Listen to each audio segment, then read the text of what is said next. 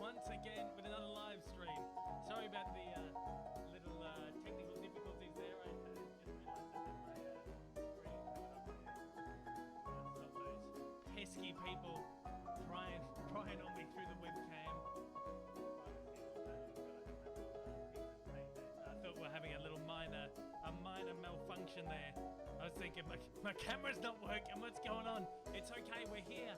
I'm so excited. Okay, let me just turn that music down there a little bit. Fantastic. We're here for another live stream, and it's a very special one because today we are celebrating. That's right. We are celebrating 60,000 subscribers. I can't believe it. This is crazy. We've, of course, surpassed 60,000 subscribers only a couple of days ago. I think we're up to 60,000, almost 60,200 or something at the moment, which is amazing. We've had an influx of new subscribers over the last, I guess, really over this last week or so. It's really skyrocketed, I think, on the back of the evolution videos and stuff that I've been doing over the last few weeks. Yeah, it's skyrocketing at the moment. So I do want to say thank you very much to absolutely everybody out there for subscribing, for liking, for watching, for whatever you guys do to help grow this amazing community that we've got here over on the tubes, as the kids are calling it these days. I think are we calling it the tubes? I'm showing my age. I think we're just calling it YouTube, are we? So anyway, thank you all so much for all that you guys do, and I'm very excited to be here tonight, or this morning, or this afternoon, wherever you are in the world. Thank you for joining me, and I'm very happy to be here with you. I'm gonna be on here for I think probably a couple of hours. I think usually I say I'm on here for an hour, and then I'm on here for like 2 hours. So I'm just gonna say from the top, I'm here for a couple of hours, and I'm very excited to get into it. Basically, the way these things work, if you are joining me for the first time, I'm just going to let you guys fire away in the comments down here. Send me in some questions, send me in some questions so that I can answer them. I was going to say send me in some questions and some answers, but then that means I don't have to answer them. So anyway, send me in some questions and I will answer as many as I can. Unfortunately, the reality is there's so many people jump on these live streams these days that I cannot answer absolutely everything that comes through. I will do my best. We have got Old Mate Rick in here. Everybody loves Old Mate Rick. He is in here moderating on the chat today. So he's going to help me on my second screen over here. He's going to be sending through some questions and stuff just in case I miss anything that comes through. I'm actually using the new beta studio, live studio thing. I've been very stubborn over the last few weeks and been refusing to use it. I've also been refusing to update my graphics and all that. But I thought for such a special occasion, I've updated all my graphics, and we've got the beta studio. It's working pretty well so far. And we've got a super chat which has just come through, which is from Elizabeth Animations. Happy 60,000 subs, Daves. So glad I get to be one. Thank you so much. I'm so glad you get to be one too. I'm so glad everyone here gets to be one. Thank you all so much. There's a lot of them. There's a lot of people in here today, which is crazy. I want to know. Let me know in the feed where you're watching from. I always love to know where everybody's from. So as I said, fire away. Let me know down in the comments. Let me know any questions you've got for me. As I was saying, reality is I can't answer all of them. If you absolutely want a question 100% answered from me, the best way to do that is to send in a super chat. I don't like asking for them, but that is your best way to be seen. They all pop up on a separate screen for me in here, so I will see all of them and I will answer all of them because they are all appreciated. And as always, please don't spam the chat. If you have a question that you really want answered, the worst way for me to answer it is to spam the chat. It doesn't only annoy me, but it annoys absolutely everybody in the chat. It just gets on it. It kind of derails everything a little bit. Everybody gets a little bit annoyed, a little bit. We want to ease the tension today. There's a lot of crazy things going on in the world at the moment. A lot of really awful things going on in the world, and we just want a couple hours where we can just chill out and just have some fun, have some light-hearted laughter and all this stuff. Look, I'm rambling as I always do. We're going to get to the comments, into the questions, and we're going to read some questions, and I'm going to give you guys some answers. And first up, we've got people coming from Australia. We've got people coming from the USA. We've got people coming from England, Manchester in England. We've got people coming from Sweden, the Philippines. Absolutely amazing. And someone here has said, this is obviously someone who has been on the chat before, says, don't pay me $1 and call me a dickhead. That's what I usually say. If you want to send me a super chat, you can ask me anything you want and I will answer it within reasons.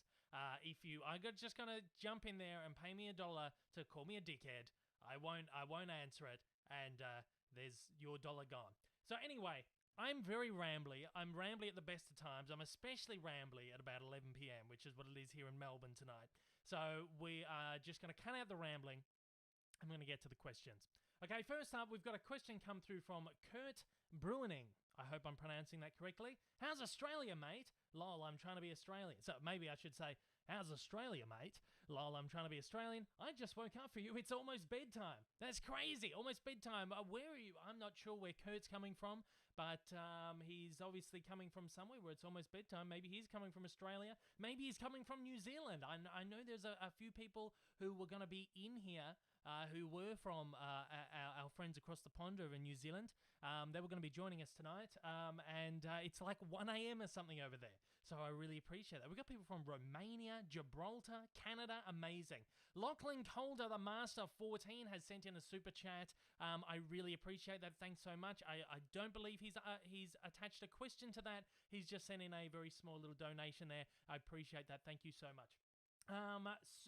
We have got it's more of a statement here from Daniel's Vlogs 2315. The Sonic movie is getting a sequel. He says he's yelling it. He's screaming it. I'm excited. I haven't even seen the first Sonic, and I'm excited for the idea that there is going to be a Sonic sequel. I'm very excited for the Sonic sequel.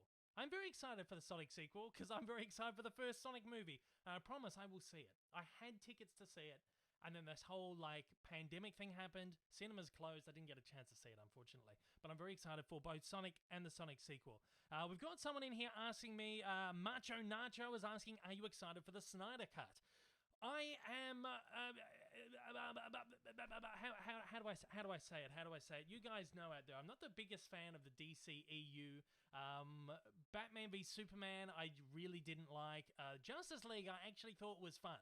I thought it was enjoyable. Not a great movie, but it was fun. It was enjoyable enough. The whole release the Snyder Cut thing has been very annoying. Of course it has, and they've obviously got their job done. They've turned heads, and they've got attention from the folks over at Warner Brothers. On one hand, it's almost like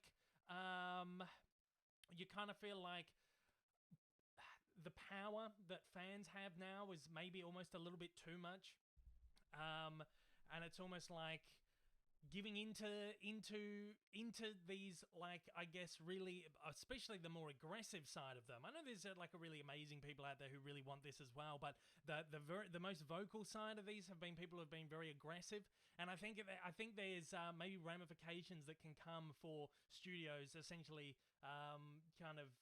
just bowing to the more I guess vocal, aggressive fans. What I'm very excited about is that Zack Snyder, whether you love his movies or you don't love his movies, this is a guy that spent you know, a near decade of his life, probably more than a decade of his life, working on these movies and working towards wanting to make this film. And essentially it was what we had: Batman v Superman, the Man of Steel, Batman v Superman, and then he was working on the Justice League as well. So this is a lot of time this guy was building this vision and building this grand universe. And whether I agree with how they went about doing that or not is besides the point. But this is a guy that spent a lot of time building this universe and putting a lot of time and a lot of effort, blood, sweat, and tears into wanting to make this film, and then didn't get to finish it, unfortunately. So for me, it's very exciting for this filmmaker to be able to see his vision through, especially someone who had his vision robbed from him in such I guess, a horrible, terrible way, and especially when another filmmaker came in and essentially remade the movie from scratch. I think that was very sad, and I love the idea that Zack Snyder is being able to fulfill his vision that he spent so long on. I always think it's important for artists to be able to release their personal vision and get what they want out there, especially stuff they've spent so long on. But again, stuff like what I was saying, like the ramifications of giving too much power to the fans, I think could be a little bit. I don't know. We'll just have to see how that goes. We've also got Lachlan Calder, the Master 14, says, did you hear about Australian cinemas opening again? Yes, Australian cinemas are opening, like this week? Or I think this week cinemas are opening again, which is crazy. I'm not going to be going for a while. I'm still too nervous to leave the house at the best of times. But it's very exciting that cinemas are opening again, yes. Ryan Spear says, who is your favorite superhero? Very hard one for me to pick. I love my Marvel guys. I love my Iron Man. I love my Captain America. I love all that. But I would have to say my favorite superhero of all time is like Batman and Superman. I just can't go past them because, pardon me, they are the superheroes that I grew up with. I mean, I'm a 90s kid, and the superhero movies that we had growing up were essentially Superman movies and Batman movies. And that was really it. And then we had like the occasional Spider-Man movie. And then the X-Men movies came. And then the Marvel explosion. So the days before Marvel was a very, very strange, very different time for superhero movies. I'm actually really glad that I've been alive for that kind of, that growth of the superhero genre. I think it's been amazing. But Batman and Superman, as much as I love my Marvel guys, I can't go past Batman and Superman. I really can't. We've got a super chat has just come in from No One's Illa. Very generous super chat. I appreciate it. Thank you very much. He says, thoughts on the new imprint label. The new imprint label is a new label of Blu-rays that are coming out here in Australia, which is released through independent distributor Madman/Viavision. Or I should say Viavision, who are owned by Madman. So Madman owns Viavision, who now own Imprint. So anyway, they're releasing this new range. I guess it's the equivalent of like a Criterion or a Indicator or an Arrow. And it's this new range of like premium Blu-rays. I have them at the moment, and I received them last week from my wonderful friends over at Viavision. I'm waiting on a couple more to drop in the mail. They should be here tomorrow. And I will be putting together a review for them this week. But because you've been so kind to send a super chat attached to this, I will say I've had mixed feelings on them so far. I've thought overall they are fantastic. The packaging is amazing, really gorgeous packaging. The films are incredible that they have in this range so far. The transfers on the most part are really good, but there's one or two where I wasn't incredibly impressed with the transfer, but we will talk about that in my review when I do that this week. As soon as I get those other two, I get a chance to look at them. I'll be doing a review for them this week. So thank you so much once again for the super chat. I really appreciate it. Again, once again, for the new people in here, if you want your questions seen and answered 100%, best way to do that is with a super chat. Thank you so much. I appreciate that. We've got a question here from Mo Achaki. I apologize if I've said that wrong. Mo Achaki. Again, I hope that's correct. Do you plan on picking up the Blues Brothers on 4K? Absolutely. It's like one of my favorite movies of all time. Probably like my top 3 favorite movies ever. I want to get it on 4K. I'm just getting from people here asking me to turn my volume up. So we've turned it up. Hopefully that's a bit better. Sorry about that. Yes, I will be getting that. It's only been announced for the US and the UK. Universal in Australia has been really good with releasing the catalogue titles on Blu-ray here. But there's been no word on the Blues Brothers yet. So I'm just kind of waiting to see if we get one here in Australia. I've got good contacts over at Universal. They might be able to send me one to do a review for when that lands in the country, but I'm not too sure. I should be receiving Top Gun this week and Jaws in a couple of weeks' time from them, which I'll be doing reviews on. But if not, I will have to import it. I was looking at Zavvi did like this box set thing, like a steelbook, like all these picture cards and stuff. Looked amazing, but it was going to cost me like $80 or $90 for me to import it. So I'm not going to just yet. I'm just going to wait and see if we get one here in the country. Nickel asks, what animators have you met?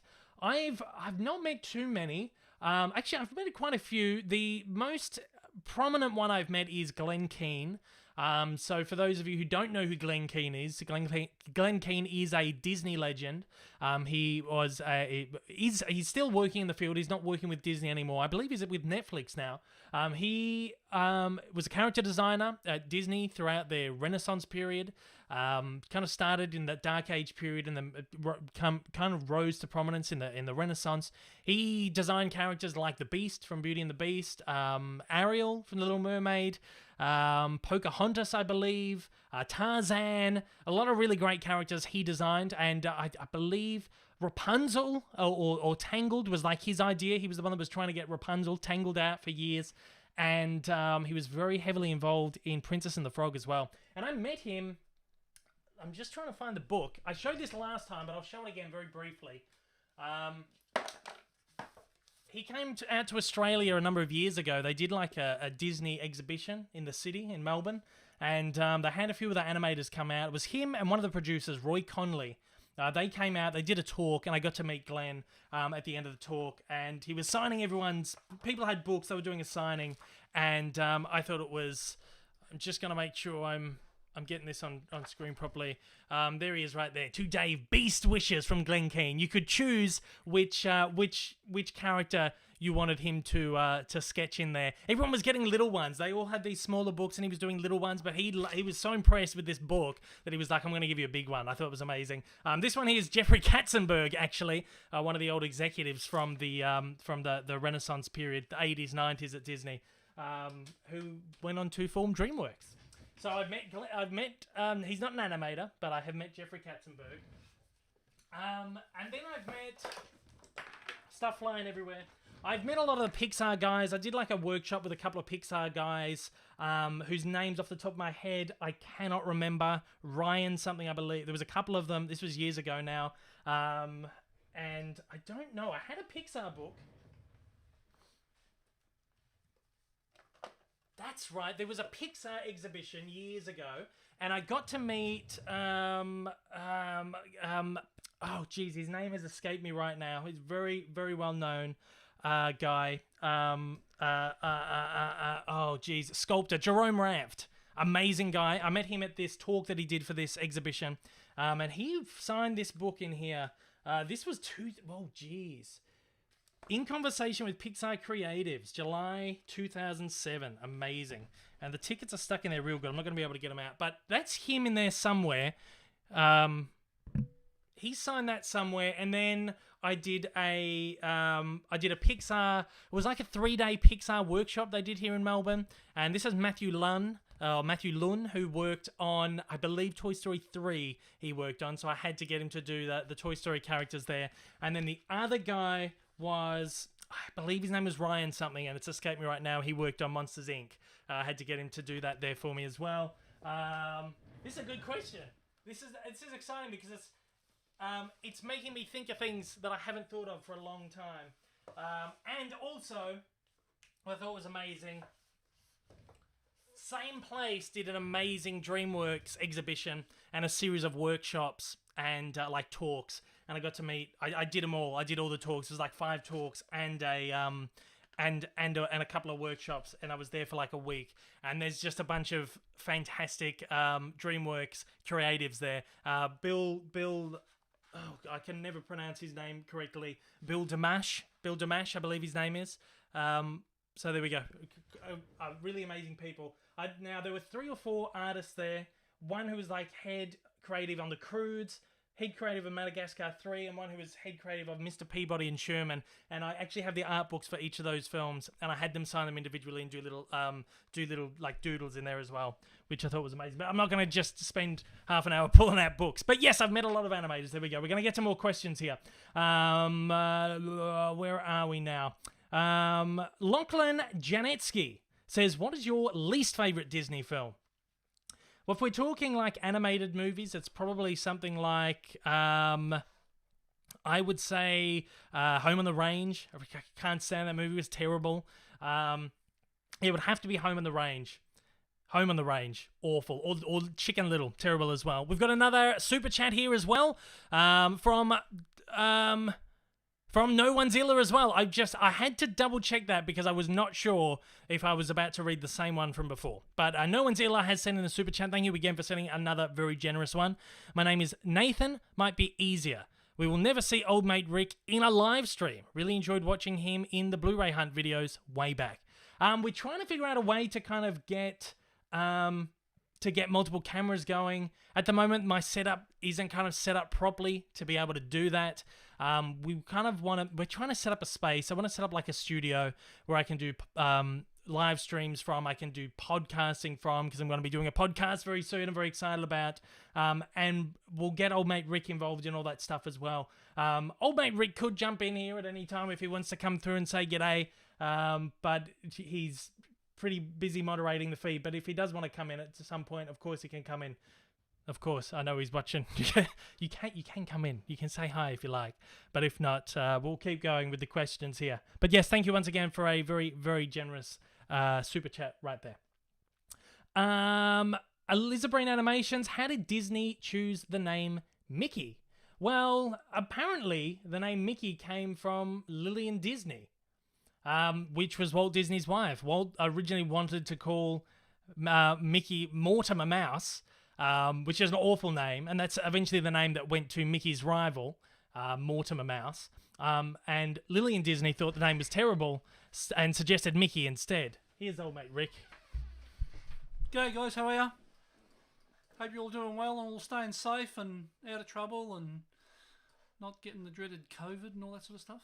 Awful. Ugh, it's horrible. It's horrible. Hope I don't get demonetized now. You've mentioned it by name. Oh, did I? Oh. I think we'll be fine because it's a live stream. That's all right. That's all right. I'm going to go back and keep moderating. Take it easy. Old mate Rick. Woo! All right. He's come and demonetized my video. That's crazy. That's why he's not welcome. No, just joking. Very welcome on the stream anytime. As I said, we're trying to find out a way how we can kind of get both of us on different cameras and stuff, cut between. I don't know how it's gonna work. It's all new. As I said, it's taken me like 2 months to get used to actually like dive into the beta thing right here. Sammy64 says, what are your most anticipated MCU Phase 4 movies, TV shows? For me personally, it's Doctor Strange 2 and Spider-Man 3. Most anticipated MCU. Oh man, yeah, Doctor Strange and the Multiverse of Madness. I'm super duper excited for. And Thor: Love and Thunder. I can't wait for it. It's going to be amazing. I've been dying to see Natalie Portman pick up the hammer for years. And when it looked like she was out of the franchise, I thought, oh, there's my shot. There's my shot gone of seeing that happen, but it's actually going to happen. I'm just so excited for that. As for the TV series, WandaVision, I'm really excited for. And of course, the Winter Soldier and the Falcon and the Winter Soldier. Can't wait. Someone is saying, stop spamming. I don't know who is spamming in the chat, but apparently someone's spamming. And I see what it's here. Okay, please do not spam the chat because it annoys people and it annoys me as well. And if you're like taking a machine gun commenting. Machine gun commenting is what I will call it, when you're just like bang, bang, bang, bang, bang. Please don't do that. It just annoys everyone. It derails the chat. And another thing I will say is, I know you guys love the cartoon evolutions, and I really love all the support and all the passion you guys have. But please also don't derail the chat with just like suggestions of characters you want me to cover. I say this every week because I know what characters you guys want, and I have a schedule of who I'm going to be covering this year, who I'm going to be covering next year, and you know, so on and so forth. I know who's going to be covered. I've heard all your requests, and that definitely has factored into how I'm scheduling them all. But please, just don't derail the chat with like, please do this guy, please do this guy. Please. We have had people in here in the past who literally, like 10 comments in a row was just do this guy, do this guy, do this guy. And it's a bit annoying. It kind of like derails the chat a little bit. But please don't spam the chat. That's the one. It is coming down the bottom of the screen because I'm so tired of having to say it that I've actually had to put in little ticker tape down the bottom. So just please, I appreciate it. Old mate Rick is back monitoring now. So hopefully we'll be able to sort out any spammers there. So see what I mean? It kind of derails this chat, and I go on this tangent for 3 or 4 minutes talking about spammers, and I'd rather spend that time answering questions. So let's get back to the questions right here. Laura DeMarco asks, which one is your favorite Tom and Jerry episode, and what's your favorite Star Wars character? That's 2 questions in one. Favorite Tom and Jerry. I don't know. I just can't pick a favorite Tom and Jerry. I love them all. I love like the original, like the very first Puss Gets the Boot. I think that's fantastic, and just that one seed, and they just changed that formula very, very little over the years. And I just love how you can see that kind of how that influenced so much going forward. Not just Tom and Jerry, but all the animation going forward. I think that's amazing. I think that's just like a really influential piece of animation, that short right there. I love them all. I love them all. Actually, we will be talking about Tom and Jerry a little bit in my upcoming Cartoon Evolution, which is Wile E. Coyote and the Roadrunner, and that's coming up on Tuesday. So in 2 days' time, that's landing. I'm so excited about that. I didn't think I was going to make my deadline, man. Because I upload my Cartoon Evolutions first Tuesday of every month. And usually the first Tuesday lands on like the 6th or the 7th. So I get like a week at the beginning of the month to work on the video. I get like that extra week in there. But this month, the 2nd the first Tuesday is the 2nd. So I had very little time to get this done. I finally got the video done yesterday. I've actually got a sponsor on the next episode as well. So I was hoping I have to get like my video approved. I have to get I did like a little ad for them, like a small little ad attached to the video. And you kind of have to get that approved as well. So I was waiting for approvals. I was not sure I was going to meet the deadline, but I've done it. I have done it, guys. I'm so excited. Intricate says, sorry I'm late. What'd I miss?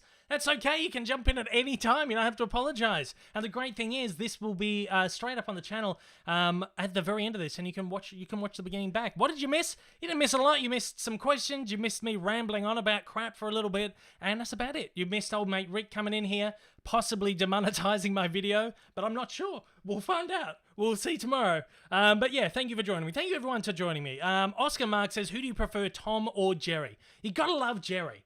You gotta love Jerry. There's 2 minds about this. Do you love Jerry for being funny, or do you hate him for essentially being a little shit? For like annoying the hell out of Tom? Who's the villain and who's the hero? You can look at it either way, you know. I love Jerry. I think Jerry is just so fun. I think he's so funny, and the way that he just annoys Tom is great. Maybe I just think there's something fun about a villain character, and like that dynamic there. I think it's good. I'm just looking for questions here. Again, please, the person who has been spamming is still spamming, even after I've asked not to spam, and you are still suggesting cartoon evolutions after I've said please don't, because it derails. This is a 1 minute warning. I'm sure you know who you are. I'm not going to name you. I'm not going to give attention. But please don't, because if you continue, I will have to get old mate Rick to like put you in timeout on the chat. Again, the chat's been derailed. This is what I mean. Please don't. DD04EK Queenston Drive PS says, what are the 2 Wile and Roadrunner companion videos you have planned? Could you notice me? Please, it'd be great. Late birthday gift. Well, happy late birthday, DD04EK, etc., etc. Happy late birthday. And I've noticed your question. And what are the 2 companion videos I've planned? I haven't announced these just yet. I will probably be announcing them. I'll be announcing them in my, actually today, because today is coming up in 25 minutes, is the 1st of June, which is crazy. So I will announce it in my post, but because you guys are amazing and you've all joined me here tonight or this morning or this afternoon, wherever you are, I will do you guys the courtesy of giving you a little scoop. I'll give you a little exclusive here. Before I do that, someone asked, can we talk to others in the chat? Yes, of course. You can all talk amongst yourself in the chat. I'm very happy with that. Because old mate Rick is monitoring questions and sending them through to me here as well. But that's okay. You can talk amongst each other, but please don't spam. And again, the person who is spamming is still spamming and still suggesting cartoon evolutions after I've said twice. So this is the time that you go in timeout. So you're now in timeout. After derailing the chat 3 times, please. So, the 2 Cartoon Evolution companions for Wile E. Coyote and the Roadrunner. Initially, I said I was not going to be doing a voice evolution for either of them, but I've decided I will be doing a voice evolution for Wile E. Coyote. I won't be doing one for the Roadrunner because it's essentially beep beep for like the last 70 years or whatever. So there'll be a voice evolution for Wile E. Coyote, and there will also be a Wile E. Coyote kill count. Yes! That's what everyone wants, but I don't think it's really going to be a kill count. It's more going to be like a fail count. The biggest and best fails of Wile E. Coyote, or all of them, I don't know. There's 11 gags in every single cartoon. There's like 60 classic cartoons, maybe a little bit less. So essentially that breaks down to like over 500 fails. I don't know if I can squeeze them all in, but we're gonna work on that over tomorrow and Tuesday. I'm going to be putting those 2 videos together, so we'll see how we go. So that's what we're going to be doing for Wile E and the Roadrunner. I'm very excited for you to see that video. I really like it. It's one of my favorite cartoon evolutions I've done so far. I think it's really good. We've got a question here from Lachlan Janetsky. Do you have any interesting Disney facts for my school assignment? Well, it depends what your school assignment is on. I could give you Disney facts on almost anything. So what I will do, instead of just giving you a random fact that that might not be useful, please let me know what your topic is on in the chat. Old mate Rick is monitoring, and he will see your comment. Lachlan Janetsky, he's looking for a Disney fact. Please let me know kind of what you want to know a fact on. Old mate Rick will tell me on this screen over here, and I will give you a fact in a moment once you clarify that for me. Thank you. We've got another super chat come through from No One'zilla. Again, thank you so much. I really appreciate it. I really appreciate all the super chats. What would you consider as the holy grail of your Blu-ray collection? I've been collecting a while myself. Also, it's my birthday on Tuesday. Finally 20. Happy birthday, No One'zilla. The big 20. 20. Oh, to be 20 again. Here I am, almost turning 30 next year. I don't want to think about it. But there you go. Happy 20th birthday for Tuesday. Holy grail of my Blu-ray collection. I don't know. I get asked this quite a bit. And it's always something that kind of trips me. Because I just can't... I don't know. I think I love... My favorite Blu-rays in my collection are the big Ultimate Collector's Edition box sets that Warner Brothers did probably like 10 years ago, about a decade ago. Wizard of Oz, Casablanca. There was one for Ben-Hur, like 20th Century Fox did a few as well. There's one for The Nutty Professor, Singing in the Rain. I'm missing a few. The James Dean box set, they're my favorites. They're my absolute... Gone with the Wind, my absolute favorite box sets. Other than that, maybe it's like some of my Disney ones that are out of print, like the Fantasia set in the beautiful slipcover and all of those. I think they're probably my... my holy grails of my collection, I think. Aficionados Chris is in here again. G'day, aficionados. Chris, I appreciate you joining me. I appreciate all your support. He sent a very, very wonderful, lovely super chat. Here's to 60k. Let's get you to 100k soon. Yes, 100k. That's crazy. Oh man, I'm closer to 100k than I ever was to 50k, which is nuts. If I keep tracking it the way I'm tracking at the moment, my, what do you call it? My what's it called? My statistics are showing that my that I should reach 100k by like early next year. I don't know how that's going to pan out because I'm actually having a really good couple of weeks at the moment. We've had like a lot of subs jump on. It's kind of taken off a little bit, which is awesome. But it goes through these like peaks and troughs where we get like heaps of subscribers and it kind of slows down a little bit.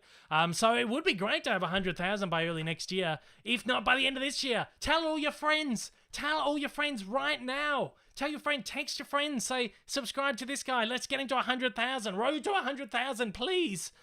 I would love it. I think that would be amazing. Well, I've got to get that play button, guys. That would be awesome. While I'm like shamelessly spruiking for I'm spruiking for followers and stuff, I'm almost on 1,000 followers on both Instagram and Twitter.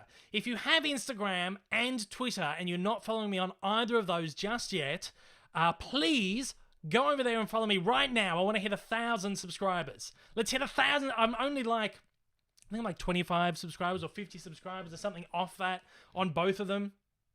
So please do that right now. I'm happy for you to do it now. Just search me, Dave Lee Down Under. I think it's Dave Lee DWNUN. I don't know. Just search me. You'll find me. It comes down the bottom of the screen actually every now and then. It will pop up probably after this one. I think maybe. I don't know. But follow me. Instagram, Twitter. I want to see it. I want to be on there tonight after this chat and seeing, oh, I've hit 1,000 or I've at least got like a few more subscribers. That would be amazing. Thank you. And thank you, Aficionados Chris, for that super chat. And as always, go and follow Aficionados Chris. The guy's a legend. Please do it. He's a great guy. We've got another... What we got? What do we got? We got more questions here.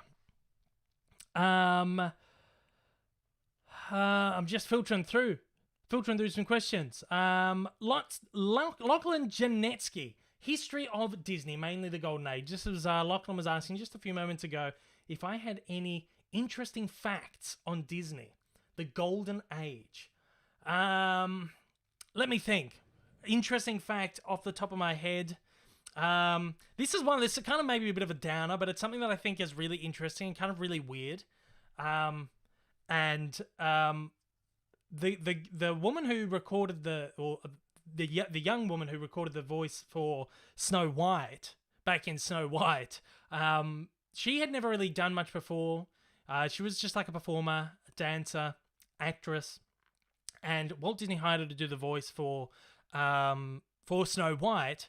And unfortunately, because he wanted to protect the magic of that film, the amazing magic, the fantasy, the Disney magic, he made it so that she could never get work anywhere else, like, ever again. I'm not sure how he did it. I think he must have contracted her and then, like, never really used her again in anything. It's like her only... She had one other credit. He loaned her to MGM to use in The Wizard of Oz. And there's one line of dialogue she has in The Wizard of Oz in the Tin Man song, If I Only Had a Heart. Where he sings, he's singing, yeah, and then she comes in with, wherefore art thou, Romeo? That's her. That's Adriana Caselotti, the voice of Snow White. And it's the only thing she ever did, other than Snow White. But she was very happy. She was asked over the years, how did you kind of feel about being stifled like that? And she loved it. She loved being Snow White. And she had worked with the company until her death. She died of a very old lady. And she did stuff like, she worked on the call center things where they called sick children and stuff, or children could call in. And there was pre-recorded messages and stuff. She did a lot of promotional stuff for Disney, and she just loved being Snow White. She really embraced that. There's this great video on YouTube, actually, where someone found her house, knew where she lived, and just kind of like knocked on her door and was like, "Can I come in and speak to you and spend some time with you?" And she was like, "Yes, please come in." And it's like this little interview with you. It was crazy. Check that out. This is just a little weird fact anyway that I don't know if you won't come over too much, but that's like one of the weird things that's just kind of knocking around in there. I think on some hand, maybe it's like, it definitely is. It's very weird. Doesn't paint Walt in a very great light, but he was just very protective of his brand. That would never happen today. I don't think that would ever happen today. But there's just a very strange little factoid right there. I hope your research project goes very well, Lachlan. Naomi Jaramillo asks, who's your favorite Looney Tune character? Got to be Bugs Bunny. Love the guy. He's awesome. Runner-ups probably would have to be Daffy Duck. Love Daffy Duck. And maybe Sylvester. I love those guys. Help! I'm a dog. Ah! Really? How did a dog get into the chat? It's the craziest thing that's happened all night. There's a dog. Help him. Someone help him, please. How do we help? How do we help this guy? He's become a dog. Oh. Anyway, I'll answer the dog's question because he's a dog. What's your favorite video you made? I don't know. Probably my Bugs Bunny evolution is like the one that I really love because it's like it's almost gonna clock over as like my most viewed video of all time, which is amazing. My other one, it crossed 1 million views a couple of weeks ago, so thank you guys out there for watching it and rewatching it and whatever. Amazing, thank you so much. The only other video that has got 1 million for me is the Avengers Endgame. Avengers Infinity War post credits video. Something that took me like 2 hours to do. And it's always great when you hit like 1 million. Awesome, yeah, but it's kind of like, well, I didn't spend that much time on it. And there's all these other videos that I spend like 2 or 3 weeks making and they don't get as many views. So it's amazing for something that I actually like toiled on, something that I thought that I put so much blood, sweat and tears into, like days and days and weeks on to hit 1 million and will probably over the next month be my most viewed video ever. I just love it. And I love that video for that. And thank you so much. I really appreciate it. Nicholas Newland has asked, has the home cinema changed much since your tour? Still my goal. No, not really. I did that just home cinema tour 2 or 3 years ago now probably, but it really hasn't changed. We haven't updated any of the gear. All the posters are the same. The only difference might be a couple of like new hot toys in the cabinets, a couple of new pop vinyls on top of the cabinets. But other than that, it's actually pretty much the same as it's been over the last like 5 years since we've had the cinema. But when we do upgrade it, eventually, I don't know when or if, we will do a follow-up video. Zach Zilla, have you ever watched Tim Burton's Corpse Bride before? I have, a very long time ago. I don't really remember it that much, but I do remember enjoying it. Mr. Chaser Rapper asks, do you like the movie The Interview? Again, it's one I haven't seen for a very long time, but I did like it. I thought it was very funny. Andy Robert, have you seen the Super Mario cartoons? Absolutely. Absolutely. I grew up watching those. I loved those cartoons. I remember being a kid and finding them on VHS at Blockbuster and being shocked that there were Super Mario cartoons. And yeah, I loved them. I would rent them from the video store, from Blockbuster, all the time. I loved them. I thought they were fantastic. I haven't seen them for a long time, though. Jan Aldrin Tignero asks, what is your favorite show / movie in Disney? Oh, that's a tough one because there's so many movies, so many movies and stuff out there. My favorite animated movie is Fantasia, very, very, very closely followed by Snow White, which is very, very, very closely followed by The Lion King and Beauty and the Beast. So they're my top animated films. Live action has to be Mary Poppins, hands down. I think it's if you would ask me to name 5 perfect movies, Mary Poppins would be there, and it would be very high up on my list of top 5. Intricate asks if I've ever heard about Minecraft. Of course, I've heard about Minecraft. I've never played it in my life. I don't really know what it is. I don't understand it because I'm old. But yeah, of course, I have heard about Minecraft. Cosas de Oswaldo comes in from Mexico. Amazing. Tommy Doyle says, congrats on 60,000, man. Again, please let me know where you're coming from. I said this at the beginning of the chat, but there's a lot of new people in here. If you'd like to let me know where you're coming from, I like to see where people are from. I always think it's fascinating. Tinkerbell says, I heard that Adriana Caselotti was the daughter of someone that Disney had contacted for advice, and she listened to the phone call on the other phone and started singing. I've heard that as well. I'm not sure about the legitimacy of it, but I have heard that too. But could be one of those like studio stories that's been fabricated over time. John Aldrin Tignero asks, what is your favorite game? My favorite game... I don't play a lot of games. My favorite game is probably Crash Bandicoot. I love it. I think it's like the most fun ever. Crash Bandicoot, Crash Team Racing, amazing. Absolutely amazing. So much fun. And I loved that they did like the remastered of them. Incredible. Those remastered versions of the games was just so much fun. And I got to play my favorite games again when they released them. So much nostalgia. Crash Bandicoot. I recently played... I only just finished playing Star Wars, what was it called, that new one, Jedi Fallen Order. Really great, really enjoyed that. And now I'm playing Red Dead Redemption, which is amazing. I love GTA as well, Grand Theft Auto. A lot of fun. We got the spammer back again. Please. I've asked you like 4 or 5 times. It's not cool. Just please don't. See, this is the thing. I put him in timeout. He's come back and said, wow, I'm not in timeout anymore. I'm back. And then he's just continued to spam. So if he comes back from this timeout, unfortunately, we will have to remove him from the chat. So it's very sad. I don't like doing that. But derailed the chat like 5 times. Okay, we're going to get back to some more questions. Again, there's a lot of questions to get here, so I'm going to like kind of scroll through the feed and try and find some, pick some out. Again, the best way for you to get your questions seen is to send in a super chat. I will definitely 100% see it, 100% answer it. But otherwise, I'm just going to pick some random things out from the feed. Neo Exalt, who says, what is your favorite classic cartoon character? I find it hard to go, again, I just find it hard. It's a boring answer, but I find it really hard to go past Mickey Mouse and Bugs Bunny. They're like the two at the peak for me. But then I love, like I said before, I love Daffy Duck, I love Sylvester, I love Donald Duck, I love Goofy, I love all of them. Tom and Jerry, I think are just so fun as well. And I got a soft spot for Felix the Cat because he's had a hard run. That guy's had a hard run. Alongside Betty Boop, I mean, just all these guys sitting in cartoon purgatory. It's very sad, but yeah, they're probably my favourites. We got people coming in from Victoria, which is amazing, which is the state in Australia where I'm from. Philippines, in the USA, amazing.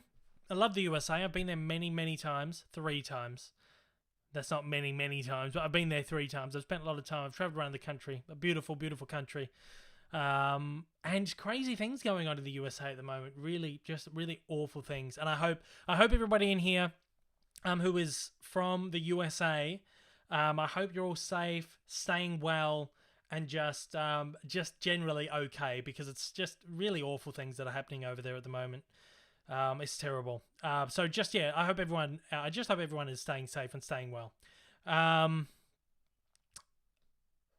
Aldrin Tignero says, what character in Spongebob do you hate the most?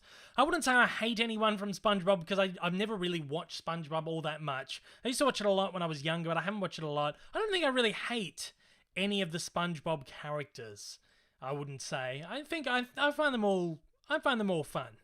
Intricate asks, will you ever do a 90s cartoon evolution? Well, I am considering doing a SpongeBob one, but I'm not too sure whether I will do it or not. 90s, traditionally these videos really only work if it's a character that's been around for, I think maybe minimum 50, 60 years is probably the minimum that I would usually kind of be comfortable with, because there's a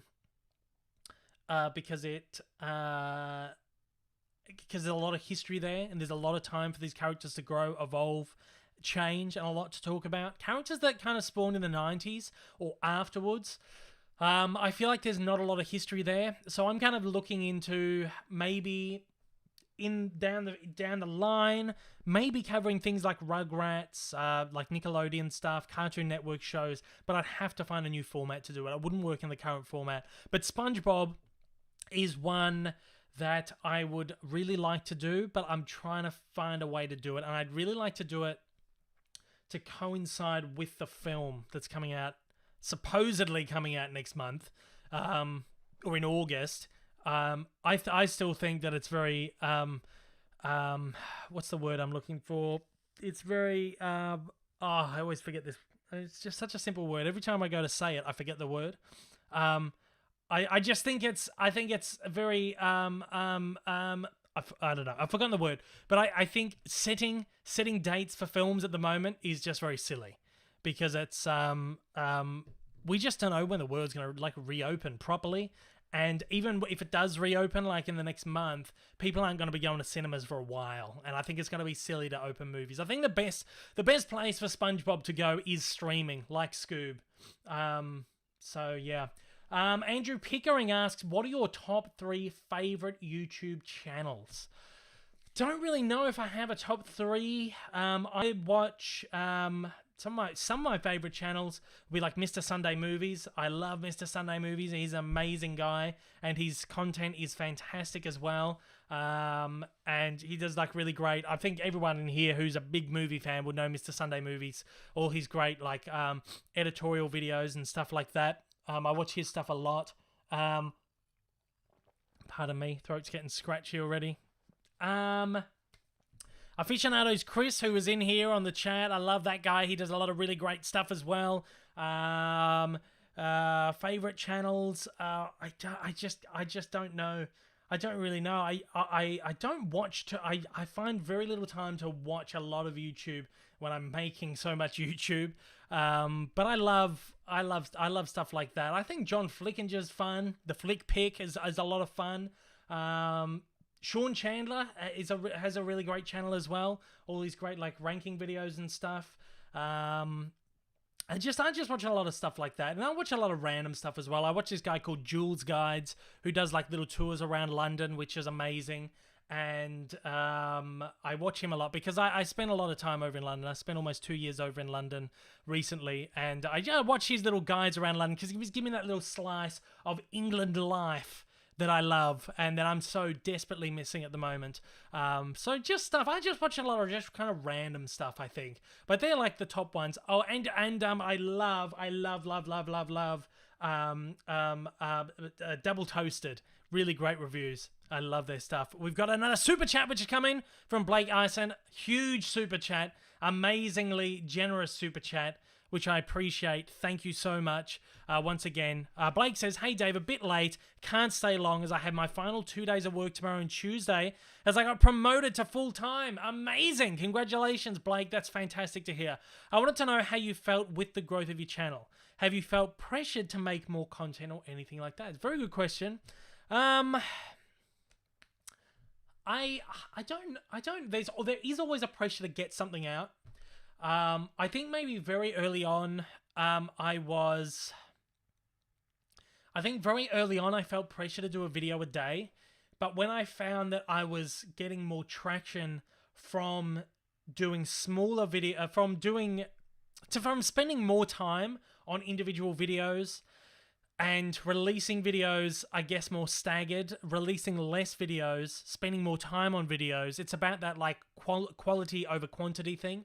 And I found that I was getting bigger reception from videos I spent a lot of time on, like the Cartoon Evolution. So I feel like because I have had massive growth and I get like massive feedback from the Cartoon Evolutions, from the videos that I spend a lot of time making, I feel less pressure to get more stuff out because I always know that, okay, I'm going to spend 3 weeks on a video or 2 or 3 weeks on a video, but there are going to be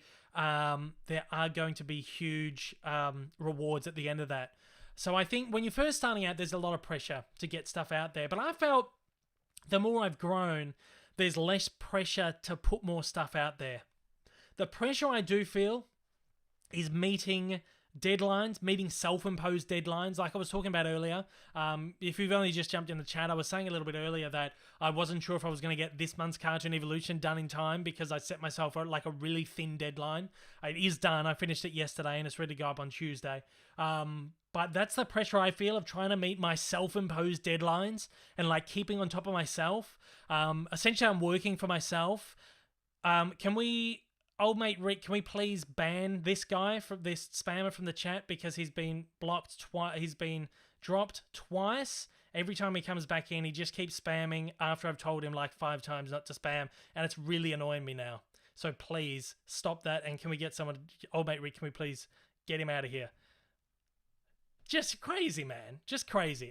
Anyway, sorry about that, Blake. But yeah, that's the pressure for me, is meeting my self-imposed deadlines, and also the pressure of making sure my content is still up to snuff. I guess it's maybe the best way to say it. Is I want to make content that is as good or better than the content I've been pumping out, and not making stuff worse. So when people suggest, like, please do like a 90s cartoon evolution, when they say stuff like that, it's kind of pressure for me to go, well, how would I make something like that work in this format? It's not so much about me not wanting to do it. It's about like, I'm not sure if I can make it work and make it good. So for me, the pressure is self-imposed deadlines and keeping constant quality of my content, and just like the mental health thing as well. I'm not burnt out. I never burn out, but every now and then I need a break. Today I did no work. I spent the day watching movies. I watched 3 movies today, and it's the first time I have done that in a very, very, very long time.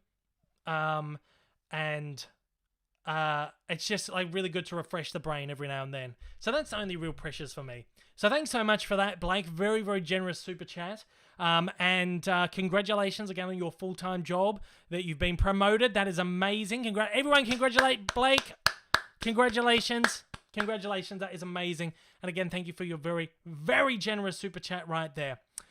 We have had another super chat come through while I was answering Blake's question there. From No One Zilla again. Thank you. I appreciate all these super chats you're sending me. Would you consider a Spider-Man cartoon evolution? Now, this is interesting because I was thinking about this today. A lot of people do suggest doing comic book characters. They would be very daunting for me to do because of their vast history and the amount of changes they have had in comic books alone is insane.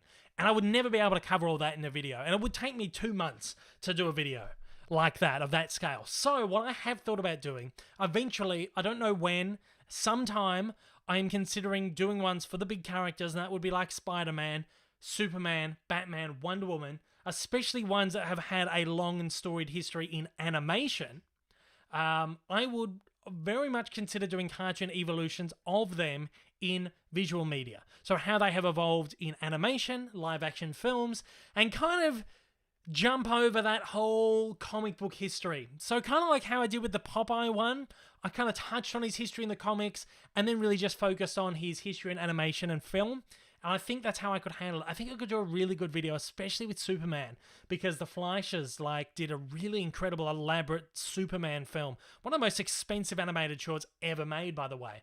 And it's amazing. It really, they made that because they wanted to save themselves from bankruptcy, but it just threw them even further into debt and essentially lost their studio on the back of that. And I think there's really great stories to be told there. So yes, definitely I would consider doing comic book characters, but I would I would have to find a little twist on it, a way to do it that's very Dave Lee Down Under cartoon evolution style. That's a good water, especially on my throat. PT675. Hi, Dave, or any of you. Have you tried the new streaming service Binge? What do you think? I have not tried Binge. This is the one that Foxtel have just opened. I thought it was weird. Because they started this new Foxtel, which is our cable provider here in Australia. Our cable TV. They have started a new streaming service. And the weird thing was, it kind of came out of nowhere. there was like no real announcement or anything. And then there was like this thing which was like, oh, Foxtel Binge. There were like all these articles like, oh, Foxtel Binge is live today. And I tried to find it. I searched it on Google. It didn't come up. I searched on the App Store. It didn't come up. I was looking for it for ages. I couldn't find it. The only way I found it was going, well, I wonder if the URL is binge.com.au, and it was. And that's the only way I could find it. I haven't tried it out. We are Foxtel subscribers, and I think that it would be nice of Foxtel to give Binge to Foxtel subscribers for at least a discount or something. But it sounds good. I haven't tried it yet, though. James Martin, 64. Have you watched Muppets from Space? And if you have, what do you think of it? I've watched Muppets from Space a lot of times. A lot of times in my life. When did this one come out? Because I'm going to show my age here. And I'm going to say, I'm going to guess like 96, 99. So it's a bit later than I thought. But I saw this one in cinemas. I remember seeing this with my grandmother in cinemas. I used to go to the movies with my grandmother all the time. And she took me to see Muppets from Space. I guess I would have been 8 years old at the time. And yeah, I loved it. And I still love it. I think it's probably maybe my least favorite Muppet movie, but I love everything that the Muppets have ever done. And I think it's so much fun. I think it's a really good, fun movie. Again, what I'm going to say is we have nearly crossed 1,000 subscribers on Twitter and on Instagram. So what I want you guys to do, let's have a look. How many of you guys have jumped on and subscribed during this stream? We've had a couple come through. We've had like five people on Twitter. And Instagram, we've had... What have we had on Instagram? We've only had one. We've only had one follower on Instagram. I want you guys, please, head to Twitter, head to Instagram, give me a follow, because we're going to hit 1,000 subscribers on there. And we could be celebrating 60,000 YouTube subscribers and 1,000 Twitter and 1,000 Instagram all at once. How amazing would that be? So please, if you don't follow me on Twitter and Instagram, that's the link down there. Head over there right now or at the end of the stream and follow me, please. That's my best way for me to like interact with you guys outside of these live streams. I keep everyone updated with what I'm doing, like little things about what's going on with the channel, and just kind of make announcements and stuff on Twitter and Instagram. I use it kind of in the same way that I use the YouTube community board.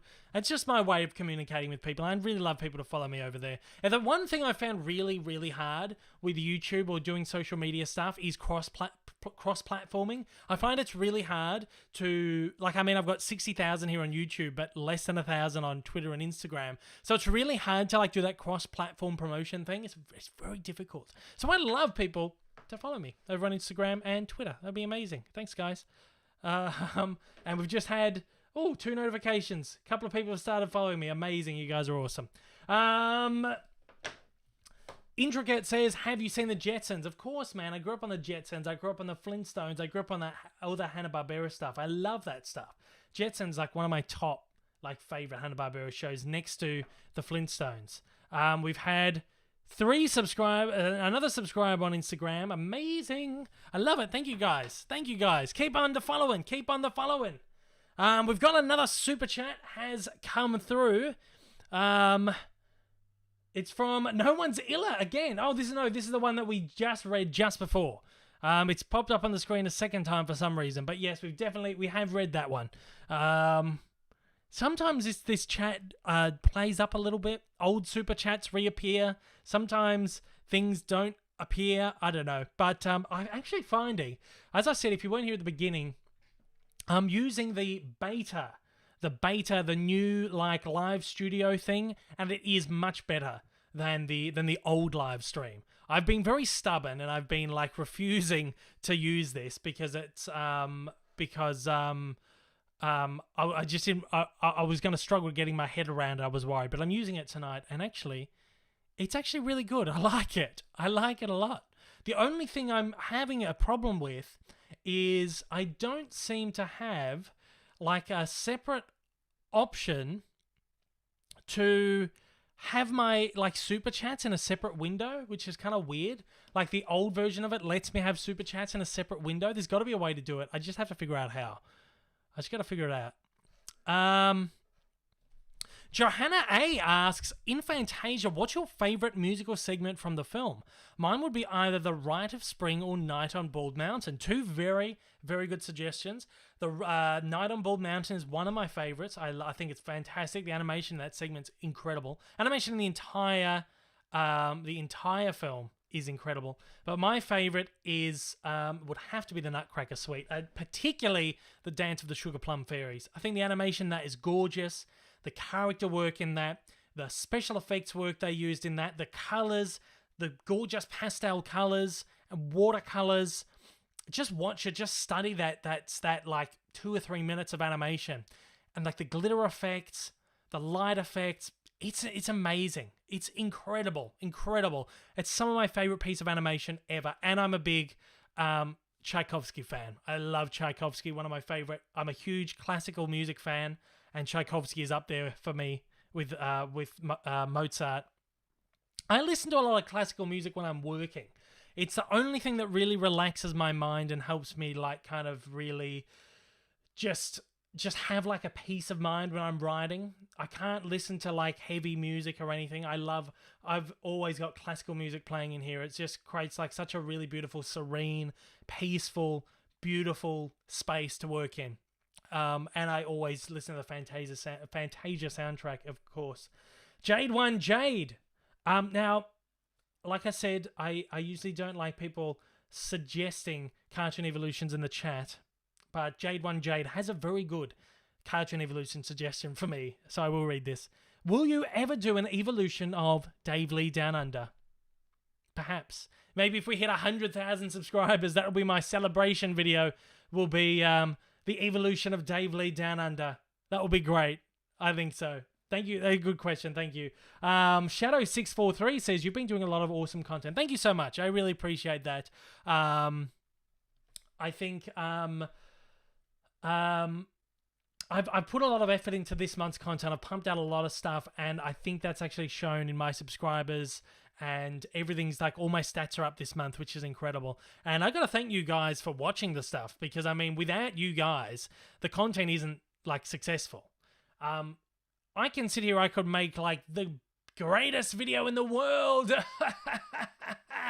But then if no one watches it, then, you know, it's not worth it. So it is on all you guys out there for watching the content and making it what it is. Because if you guys weren't watching and supporting to the level that you do, I would have run out of steam a long time ago, and I wouldn't be making it, and I wouldn't be constantly pushing myself to make content that is as good or even better than content that I have made previously. So a lot of that is on you guys out there. So thank you so much.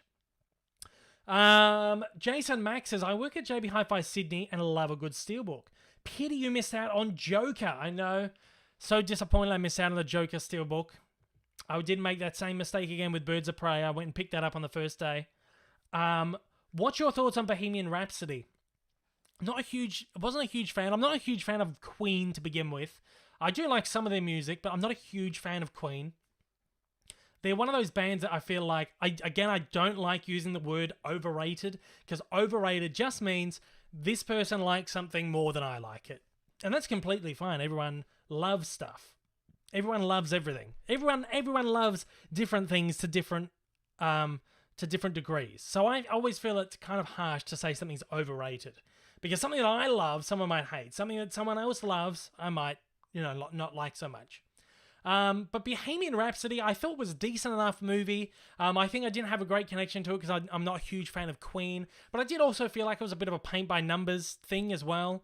So it almost kind of like, it was a very generic biopic, very, very generic biopic that I feel like was just very, almost maybe a little bit whitewash, like wishy-washy as well, where they just kind of skimmed over some of the more like controversial things. There was a lot of the controversial stuff in there, like the drug use and all that stuff.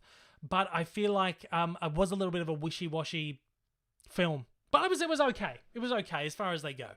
Blake, you've sent another like amazing, very generous super chat. Thank you very much. I appreciate it. Blake says, a lot of the channel's growth as of recent has been due to cartoon evolutions. I'd love to know if you're getting burnt out on these videos and want to make more varied content, or are you content? Very nice, very great comment there from Blake. Blake has been around for a very long time. One of my very first subscribers. So he's seen this channel go through peaks and troughs. I've had success, mild success with some videos. I've had not so much success with others. So Blake, you would be one of the people who have watched the channel and watch it move and take shape and change over the years. And the one big thing for anyone who's doing anything creative like this would be trying to find your groove and trying to find that one thing that works. Now, the one thing I really wanted to do with my channel in the very first place was to make like little editorial videos that people really, really loved. And I made a lot of stuff that people just didn't watch that I put a lot of effort into. You would remember the old Behind the Classic series. I was doing a series like of making of videos on the plan was to do one for every single one of the Disney movies. I only did like maybe 15 of them, maybe less. And I felt what really burnt me out there was putting so much effort into something and it not being watched. Burnout, I feel, is putting so much effort into something and not getting the reward back. That's when you start to burn out, because you put so much effort, so much blood, so much sweat, so much tears into something, and you don't get the reward. You don't get that. You don't get the reception that you want, the kind of that you feel like you should get. I mean, you shouldn't. I don't think you should ever go into anything expecting great success or anything. You have to build up to that. But that is how you burn out, is you put so much work into something and people don't watch it. So I'm at this point now where people are loving the cartoon evolutions. And I get an amazing response to them. Not only in views, but the response in the comments and the community growth and everything is amazing. And that keeps me going. Yes, these are very hard videos to make. I spend 2 or 3 weeks on these videos sometimes. And it's a lot of work. And I do feel, after I've spent that much time on one video, I do start to get a little bit tired. I get a little bit aggravated. But then I take like a week or 2 off from the big video, refresh my brain. I'm ready to jump into the next one. I've only just finished the Wile E. Coyote Evolution and the Roadrunner. And I can't wait to get into my next one because I'm so excited about the next one that I'm going to do. And I think everyone else out there is going to love it as well. I'm very excited about that. So I don't know. I love reading, researching. It's giving me an excuse to research things more in depth than I ever have. And I don't feel like I'm burning out at the moment. I'm just loving it. And I feel like if I'm able to do these evolutions once a month, and do like the companion videos as well, but then also have a little bit of time to work on the smaller videos, the Blu-ray stuff, like the little review stuff that not as many people watch. I feel like that's a little bit more freeing for me to be able to just focus my brain somewhere else on something that's not as tedious. And then after a week or 2, I can jump straight back into making a big video. So no, I don't think I'm burnt out at the moment. It's just like, as I said, the reception that I get from these videos keeps me going. And if I wasn't getting this reception, I would have burnt out a very long time ago. Once again, thank you for amazing 2 super chats right there, Blake. I really appreciate it. I appreciate your continued support. It's amazing. Thank you so much. What other questions have we got? Have a little drink. This is one I saw before. The Last Jedi says it's not harsh to say something's overrated. That's a matter of opinion. It is a matter of opinion, but I do feel like overrated is a word that simply just means this person likes something more than I like something. That is the whole crux of overrated. It's fine to say it. You can say something's overrated. You can say something's underrated. But for me personally, I find that that's such a loaded word that really at the heart of that word is just this person likes something more than I like it. And like that whole matter of opinion thing is that people are allowed to have their own opinions on things and people are allowed to love things more than other people. So that word overrated feels so loaded, feels like it stifles that whole opinion, like free opinions thing. I feel like that word stifles opinions, really, because it is saying this person likes something a lot more than I like it. But again, if you'd like to use that word, that's completely fine. That's your right. Wagsmith YTP says, you're wearing a Simpsons shirt. I am. I'm wearing my Bart Simpson today. My last couple of streams, I was wearing my Bugs Bunny, but today I'm wearing my Bart Simpson. Love Bart Simpson. He would actually be one of my favorite cartoon characters ever. And this jumper, my girlfriend bought me for Christmas last year. I love it. Along with the Bart Simpson, the Bugs Bunny jumper. They both came from H&M over in the UK. Amazing. Yeah, right there. So Build Up says, how's the hair going? You still haven't had a trim yet. No, I'm still wearing my beanies. I'm wearing beanies at the moment because my hair, I haven't had a haircut for, how long have we been in lockdown? Have we been in lockdown like 3 months, maybe 2 months? I probably haven't had a haircut for like 3.5 months. And it looks like this at the moment. It looks awful. Look at that. It's terrible. So I'm wearing beanies at the moment, and I don't look so scruffy when I got a beanie on. I haven't shaved tonight. I usually shave before I film a video, but I just thought I'd rock the lockdown face fuzz, I suppose. I saw a question here before that I really liked, and it's kind of disappeared from me. Let's see if I can find it. Oh, yeah. Intricate says, how do you think 50s cartoons change from the 40s? Well, I think every decade, every generation, cartoons change or media changes.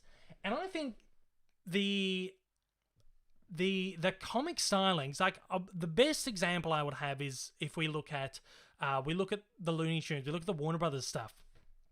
The biggest change in Warner Brothers is the style of comedy.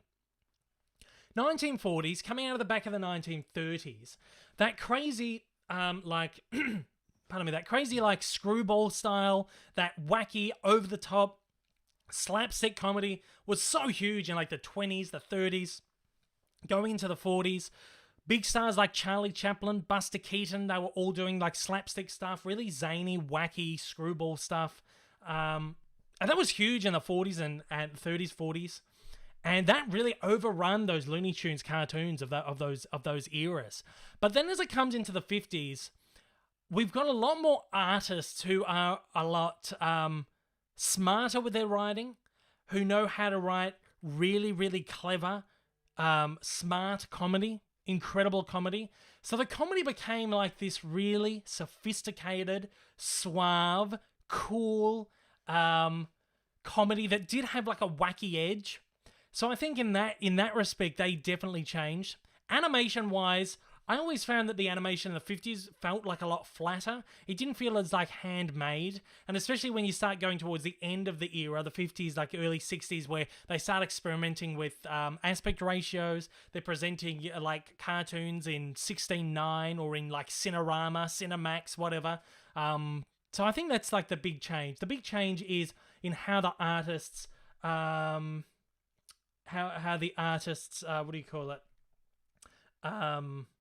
change their styles and really revolutionize their writing and how people could write for animation. Shadow643 says, how about you wash your hair? I wash my hair every single day, actually. It's probably looking maybe a little bit, doesn't look that bad to me. But I washed my hair this morning. It's now 11 p.m, so it's been a whole day of me sitting around the house doing nothing and also wearing a beanie for 2 hours. So if it looks a little bit unclean, that's okay because I'll be washing it again in a few hours when I wake up tomorrow morning. The Frosty Brothers. Could there be a Maleficent 3 despite the fact it only made half the money from the first? I don't think there'll be a Maleficent 3 at all. The second one was okay. I enjoyed it, but I don't think that will ever happen because that would I think would lose a bit too much money for Disney.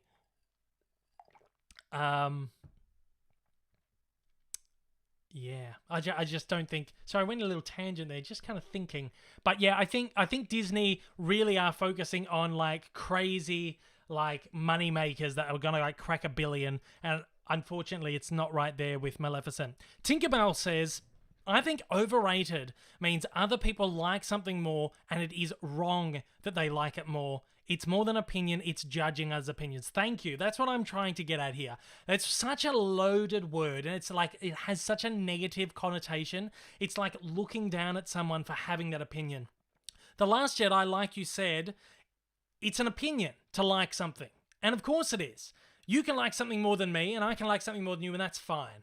But to say that's overrated simply because someone does like something more than you like it, that is a very negatively connotated word, a very negative thing to bring someone down. That's why I don't like the word. So yes, thank you for clarifying that a little bit more there for me, Tinkerbell.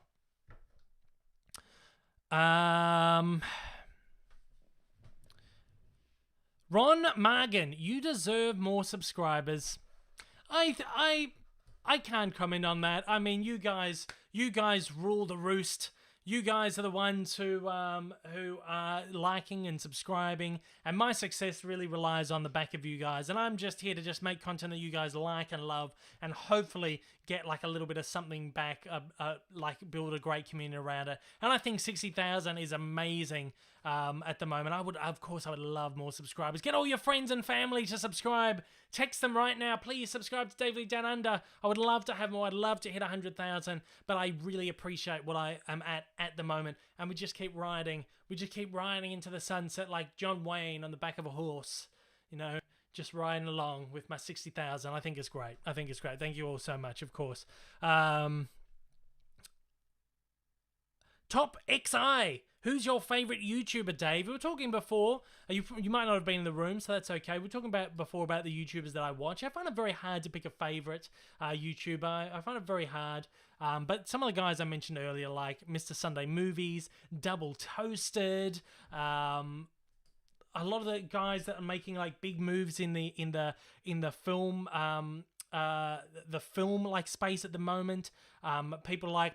It's someone I'm very embarrassed that I forgot to mention Austin Burke before, and 3C Films, both two really great guys whose stuff I watch a lot of, and they're really amazing. I talk to them a lot. I don't know how they slipped my mind before, but they're amazing as well. I love their work.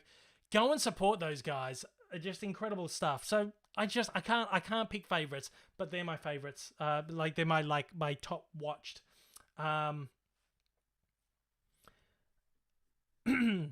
Just trying to find some more questions here. Just kind of scrolling through the feeds. Wagsmith YTP says, let's hope he gets to 1 million subs. That would be amazing. I would love 1 million subs. Aren't Media Fan. Okay, this is something I feel like I should address, because I feel like I address this a lot and it just doesn't seem to get through to people. But Aren't Media Fan 2002 Xavier Freeman says, you should do Cartoon Evolution more often versus other topics. Okay, here's the thing. Cartoon Evolution videos take me 2 to 3 weeks to make. So that's a big chunk of my month working on Cartoon Evolution videos. And it is all day, every day. I wake up at 8 a.m. in the morning. 8:30 a.m. I'm up in the morning, and I'm working. Sorry, I wake up at 6 to 6:30 a.m. in the morning, and I'm at work by about 8:30, 9 o'clock, maybe a little bit later some mornings. And I'm working from like 9 o'clock right until 7 or 8 p.m. So I'm putting in like 12-hour days for 3 weeks straight making Cartoon Evolutions. As much as I would love to make more Cartoon Evolutions, it's simply not possible. It's simply not possible at this point. Until it gets to a point where maybe I can have other people helping me out, editing and stuff, but that's just not feasible at the moment for the size of my channel.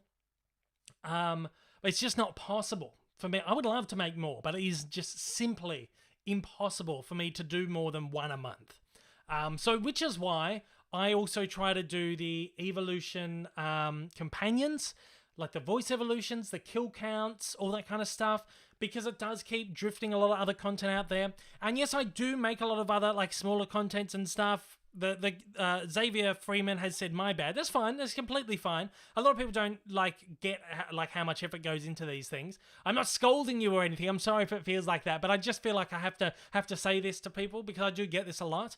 And I really appreciate it. I love the support. I love the passion. I love you guys want more, but I just at this moment I just possibly can't do that. But yeah, the smaller videos I do, the other topics, the little ranking videos, the Blu-ray reviews, the Blu-ray haul videos, they're not so much. Well, in one way, it has adds a little variety in my channel, but it also keeps me a little bit sane. It gives me a chance to relax a little bit and focus on something that's not as mentally consuming as an evolution. Just gives me a chance to wind down a little bit and kind of pace out my work a little. But I'm constantly working on Cartoon Evolutions. I finished one. I finished the Roadrunner and Wile E. Coyote one again, which goes live on Tuesday. I finished that 2 days ago. This week, I'm going to be working on a couple of companions for that, and then I'm going to be working on just kind of some sporadic things for maybe the next week and a half, and then I'm straight back into the next evolution for another 3 weeks, and then it's just this cycle that goes like that. For me, months are not long enough. They're not long enough. A Boy Dude Reviews says, which do you prefer, Willy Wonka and the Chocolate Factory, 1971, or Charlie and the Chocolate Factory, 2005? I cannot stand Charlie and the Chocolate Factory, 2005. Did not like that movie. I saw it at the cinemas. Oh, see, I get this question a lot, which is, this question a lot, which is, what's your least favorite movie ever? And I can never think of it, but that Charlie and the Chocolate Factory has to take the cake for me. I cannot stand that movie. But Willy Wonka and the Chocolate Factory is an absolute classic, and I love it. I love that movie so much. Gene Wilder is one of my favorites ever. Incredible comedian, incredible actor, and I just think he was just such a beautiful person and beautiful soul. And I love Willy Wonka, and that is just the peak of everything he ever did. Comedy, fantastic dramatic performance. That scene at the end where he just goes crazy at Charlie. The scene in the tunnel, that really creepy scene. That movie is just amazing. That is, again, if you were to ask me to name my top 5 perfect movies, I think Willy Wonka and the Chocolate Factory would be very, very close to making that top 5. I love that movie. I adore it so much. Dr. Lordley says, what's your favorite book? My favorite book, my two favorite novels of all time are Dracula, 3 favorite novels. Dracula, amazing novel. The Great Gatsby, amazing. And Phantom of the Opera. Incredible books. I love classic literature. I love the works of Shakespeare as well. And I just love that classic way of writing. Just that really beautiful, fluid, really organic writing that you get in those classic literature. And just the stories, the depth of those stories, amazing.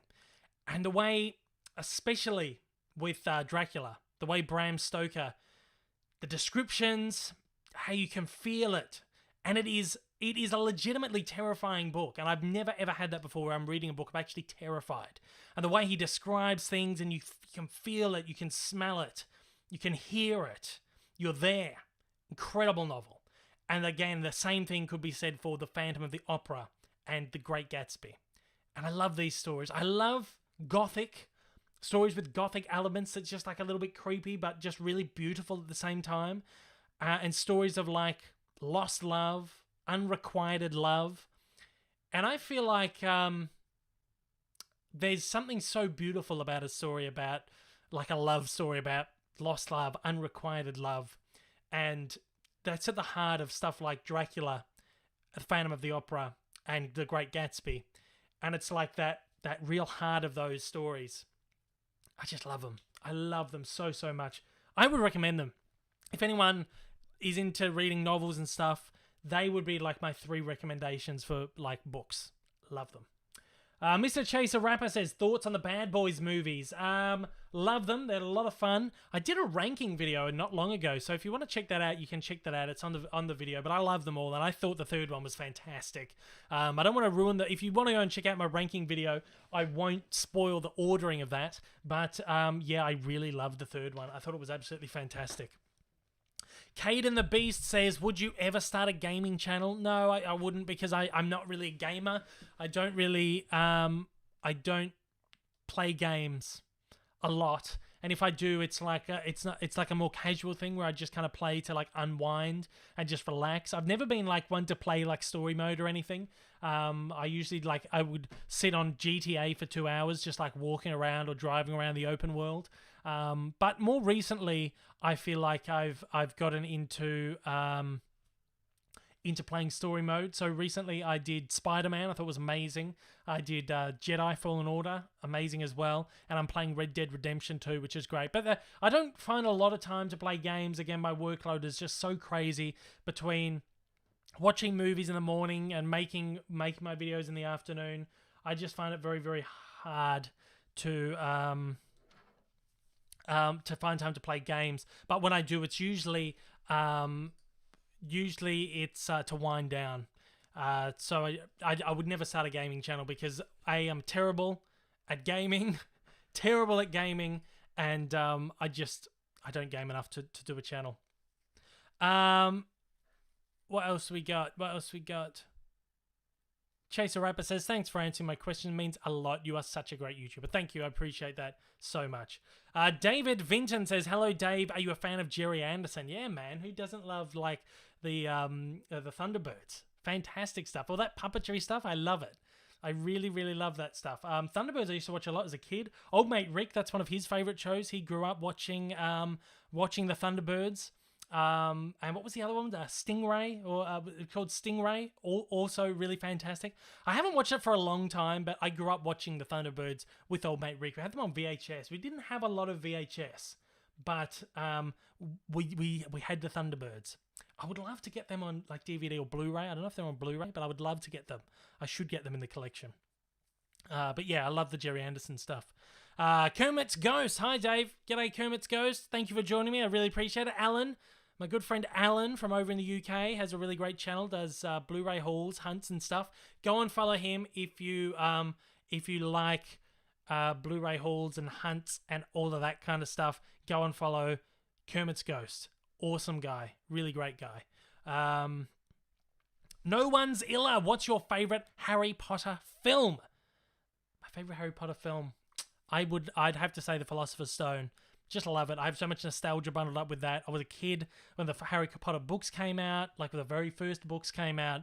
I read them as a kid, and I remember seeing The Philosopher's Stone, or as you over in America call it, The Sorcerer's Stone. I watched that in cinemas when it first came out. That's my favorite one of them all. I just love it. I have so much nostalgia. Jade says, I gotta go. Bye. See you, Jade. Thanks for joining us. Samuel Yu says, do you draw animation as you love Disney classics? No, I've never been a really good drawer. I'm I've been trying to draw. I've been trying to teach myself how to draw these cartoon evolutions. Again, this is another thing that kind of keeps me a little bit sane. Something that makes me relax a little bit is trying to draw, but my drawings are terrible. So I did maybe a decent drawing of Bugs Bunny, but I can't remember how to draw it again. But yeah, I would like to. I'd like to learn how to draw, I think. Everett Broadway. Can't believe I'm talking to you right now. You better believe it, buddy, because you are. You're all right here talking to me right now. Awesome. Matthew Jenkins. Hey, Dave, congrats on 60K. Would you pick up The Beach Bum and The Gentleman and do a review, please? You're a legend. You really inspire me. Hope one day we can meet.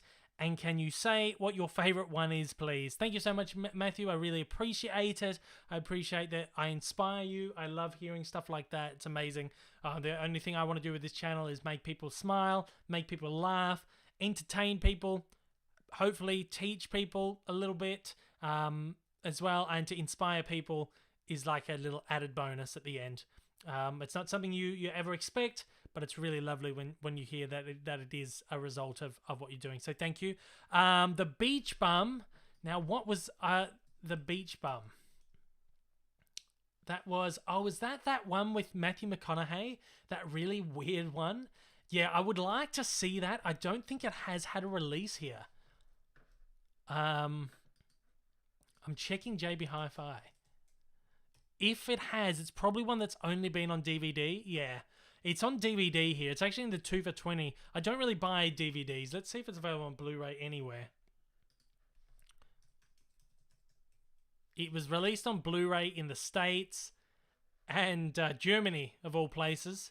It's a locked disc, so I do have a region-free player, but I don't tend to buy locked discs. That is something I would like to see because it looks like a lot of fun. And The Gentleman is one that I will pick up at some point as well. I'm really looking forward to seeing that. It looks really, really good. I like Guy Ritchie movies. They're a lot of fun. So yeah, I don't know what my favorite will be. I'll have to tell you that once I've watched it. Now, I've pronounced this wrong in the past, and I believe I pronounced it Lowell last time. I believe it's Lowell. Lowell Lucas Jr. says, congratulations on the 60K. What is your favorite Rankin, Bass, and Jr. cartoon? These are not, the strange thing with the Rankin Bass films is that they were never really played all that much here. I know they're huge in America, but they were never really played all that much here. So I've not really seen them that often. I saw them as a kid. They would play them like around Christmas. But over the years, they've kind of stopped playing them. I love the Rudolph one. I love the Frosty the Snowman one. They're the two that kind of, what do you call it? Most like come to mind. I think they're a lot of fun. But I can't really remember what happens in what because it's been a very long time since I've seen them. But like those two are the two that like really stand out for me. I know there's a Blu-ray box set of the Rankin Bass stuff, and I should probably buy that and should make it part of like my Christmas what do you call it? My Christmas schedule every year. I watch a lot of Christmas stuff around Christmas. Yeah, but yeah, there you go. Katie's Animation. If you watch anime, what is your favorite show and do you prefer sub or dub? Don't really know what that means. I don't watch a lot of anime, no. Show-wise, I used to watch Pokemon and Dragon Ball Z, and that's probably like just like the common man thing to say, isn't it? The guy that doesn't know much about anime will always say Pokemon and Dragon Ball Z. But I loved those as a kid, but other than that, I've never really gotten into anime because I've just never really watched it. I've never really been exposed to it enough, and all the anime on like Blu-ray here, so expensive. It's like you pay like $80 for a season of something and the prices never go down. Never go down. Occasionally like the distributor Madman will do like a 30% off or something. But I just wouldn't know where to start with anime. I just don't know where to start. I would love to watch all the Studio Ghibli films. I've only seen a couple of them. Howl's Moving Castle, Spirited Away, Grave of the Fireflies, I believe are the only ones I've seen. I'd love to watch them all. They're all on Netflix now, so I've got to find time to watch them all. I think they're all on there now because they were putting up like 6 a month. I think for a couple of months. I think they're all on there. I'd like to watch them in order to kind of see like the evolution of Studio Ghibli. But yeah, I'd like to watch some anime. I would like to, and I really want to see that movie Perfect Blue as well. Black Swan is my favorite movie of all time, and I understand that movie owes a lot to Perfect Blue. So I do want to see that. Do want to see that at some point. Lower Lucas says, "Thank you for answering my question and pronouncing my name correctly." Okay, thank the Lord. I pronounced it correctly this time. He says he'd recommend The Hobbit, Flight of the Dragons, and The Last Unicorn. I have seen The Hobbit a long time ago, and I really, really, really, really like that. So I don't know if that's on Blu-ray or anything, is it? I don't think it is, but I'd love to see that again. Flight of the Dragons is one that has been on my watch list too. That is on Blu-ray. I have to get my hands on it at some point. What I'm going to do now is we've got 15 minutes to well, a little bit over 15 minutes left. What time did we start here? We started at 11. So we got about a bit over 15 minutes left. And then I'm gonna cut the live stream. Usually I end up on here a lot longer than I intended to. And I always just end up absolutely like end up sleeping in the next day, and it's not good for my work and all that stuff. And my voice is getting a little bit croaky now. So what I will do is I'll be on here for another like 15 minutes or so. I'll answer as many questions as I can from the thread. But then I do really got to go. So in this last 15 minutes, Blake is off. See you later, Blake. Thanks for joining us, and thanks for your amazingly generous super chats. And once again, congratulations on your new full-time job. But as I was saying, 15 minutes left. I'm going to try and answer as many as I can from the feed. But if you absolutely 100% have something that you're so desperate for me to see, so desperate for me to answer, the only way to guarantee that is to drop a super chat in the chat over there, and I will definitely answer your question. But otherwise, we're just going to read some stuff out of the chat here for the next like 15 minutes. Kate and the Beast 1234 says, "Do you watch Doctor Who? If so, what's your favorite season?" That's something I've never been able to get into. I just can't get into Doctor Who. I don't know. There's just something about it I can't get into. Everett Broadway, what inspired you to do Disney and Cartoon Evolution? Well, Cartoon Evolution really started because of Mickey Mouse's 90th birthday. And I just wanted to do like a video celebrating the 90th birthday of Mickey Mouse. And that first evolution of Mickey Mouse was just like the top like 20 or like 20 most notable Mickey Mouse design changes over the last like 90 years. And that video did really well. I got like 100,000 views on that. And it was a lot of people leaving the chat by nice meeting you. You too, Samuel. We've got people in here from Texas, which is awesome. Thank you all for joining me. Cartoon Evolution. Mickey Mouse video got 100,000. And I thought, if people like that, maybe we'll do one for Goofy. Did one for Goofy, or did I do Donald Duck first? Did Donald Duck first. That got 100,000. I thought that's kind of weird, because at that point I had done videos on the channel that did really well, and I tried to follow them up with another similar video, and it never ever ended up with the same amount of views. It just like flatlined. But this is the first series where I was actually seeing like repeat performance. So then I did the Goofy one, and that had like 100,000 views as well. And then I just kept doing them, and they were getting bigger and bigger and bigger. And so that was like, for me, that was like, okay, I finally found that one thing. Every YouTuber has that one thing that like kind of, I guess, they become known for. And for me, it became these evolution videos. And of course, once I had exhausted all the main Disney characters, the only logical answer for the next videos was to do Warner Brothers character, or to do just non-Disney characters. Warner Brothers, Fleischer Studios, MGM, etc., Hanna-Barbera. So really, that's where that spawned from. I just found that one thing that really just grabbed people and saw repeat success, and is continually seeing repeat success, and has really made my channel what it is. I saw 400% growth on the channel last year, really on the back of Cartoon Evolution. We've got another super chat coming in, another one from No One's Illa. Thank you again. You've been very generous tonight with all your super chats. He asks, what were the 3 films that you watched today? I started the movie off with a film called 1941, which is one of Steven Spielberg's first films, kind of made in between like Jaws, kind of that era. Not a great movie, very long, 2.5 hours. I watched the director's cut. Not a great movie. It's a comedy, like a really wacky screwball comedy.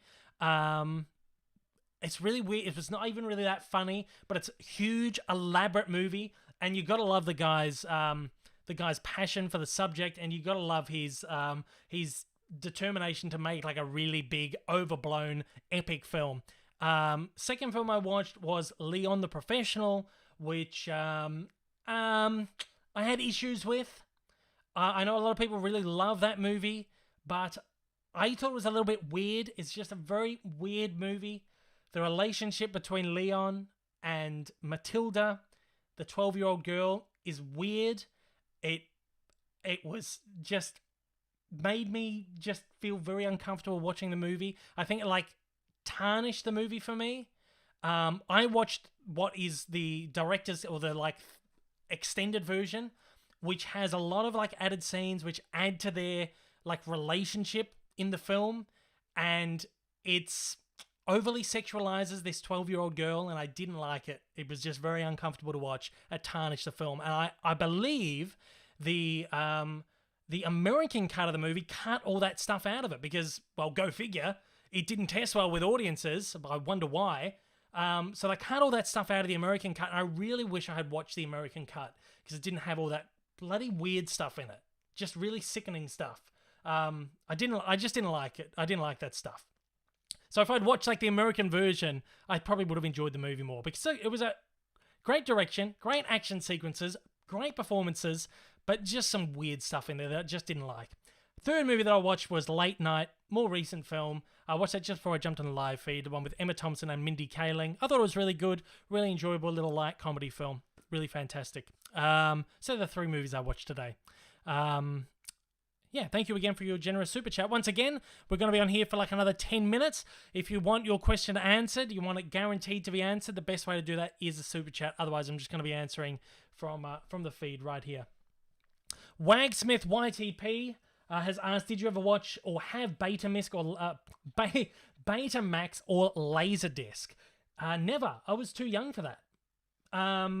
That was, I guess, like 80s, early 90s, that kind of stuff. VHS was like my era, and that was like my first experience. Home media was VHS, and then DVD, and then Blu-ray, and then 4K. So I kind of skipped all that.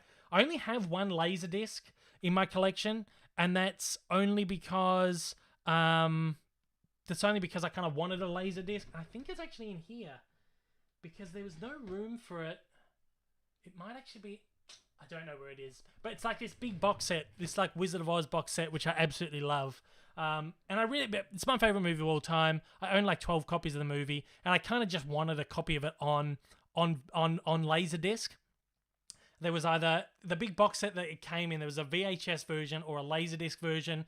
So I bought it on eBay, and I could choose between either one. I wanted to go for the Laserdisc for the novelty of it, and to get like a Laserdisc in the collection, and to be able to say, well, I have the Wizard of Oz on all the major formats, and I also have one Laserdisc in my collection. So yeah. Legendary Humans asks, hey Dave, why doesn't Netflix have any Disney movies? Well, simply Disney Plus. Netflix only had the rights to Disney movies because Disney sold them the rights, and once Disney started up Disney Plus, they bought the rights back, and Netflix now do not have the movies. So you got to understand that these streaming services have to have the rights to the movies to play them, and now that Disney has Disney Plus, of course they don't want any of the other streaming services to have these movies. Very simple answer about it. Matthew Jenkins says, hey Dave, can you tell me again what is your favorite Quentin Tarantino movie? Mine's Once Upon a Time in Hollywood. Can you tell me what yours is? And can you tell me what your fave season of Friends is? That's a random question to tag on the end there of a Quentin Tarantino one. Our favourite Tarantino film is Pulp Fiction. Always has been. I love the film. But Once Upon a Time in Hollywood comes very close. Watched it for a second time last weekend. I love it. Masterpiece of a film. So that comes very, very close. Favourite season of Friends? I don't know. I've watched Friends probably in its entirety like 10 times. I love it. It's my favourite sitcom, one of my favourite shows of all time. And I just don't really have a favourite season. I just love it all as like a whole. But I do like those middle seasons, 4, 5, 6 is where it like really hit its peak. I think it's where a lot of the like really great episodes were. Austin Storm 920. First time catching a stream. Big fan of Cartoon Evolution. Keep up the great work. Thank you so much. I really appreciate that for joining me. Thank you for joining me for the first time. And thank you for watching and supporting Cartoon Evolution. I really, really appreciate it. Thank you so much. Okay, so we've got 7 minutes left on here. I am getting quite tired. My throat's getting sore. So we will be jumping off once we hit that 2-hour mark. Again, if you've got a question that you really want answered, best way to have it answered is the super chat. Otherwise, I'm going to scroll through this chat and just try and pull out some stuff that maybe I missed over the course of the evening here, or the morning, depending where you're from. Okay, so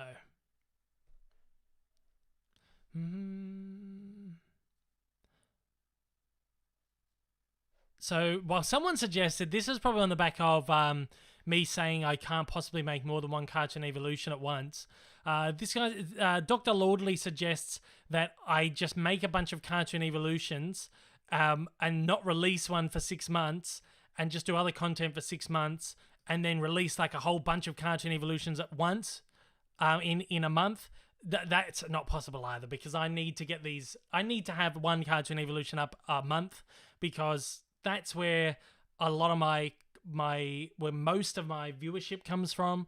It's where a huge majority of my AdSense revenue comes from. I'm doing YouTube full time now, so I rely on these to live, really, to get paid and to live. So if I were to not release Cartoon Evolution for 6 months, there's 6 months where I'm essentially without like proper pay. I just couldn't do that. I couldn't do that, because then you've got a bombardment of Cartoon Evolutions, and then I couldn't do it. I'm sorry. I would love to do more. Cartoon Evolution, but unfortunately, at the moment, it's just I just can't.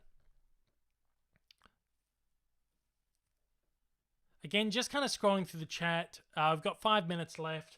Once again, what I do want you guys to do, if you're not following me on Instagram or Twitter at the moment, it's a great way for me to connect with my audience, just like I am here.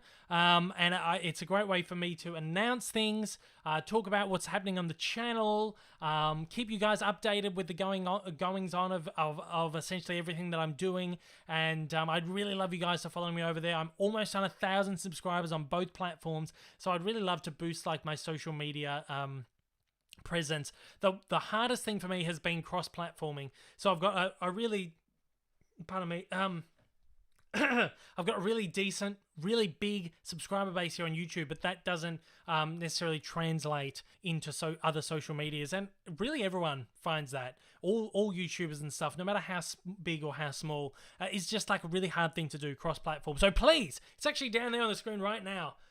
Twitter, I'm trying to, oh man, this is hard to do in mirror. There we go. Twitter, there. Instagram, there. At Dave Lee Dunundu.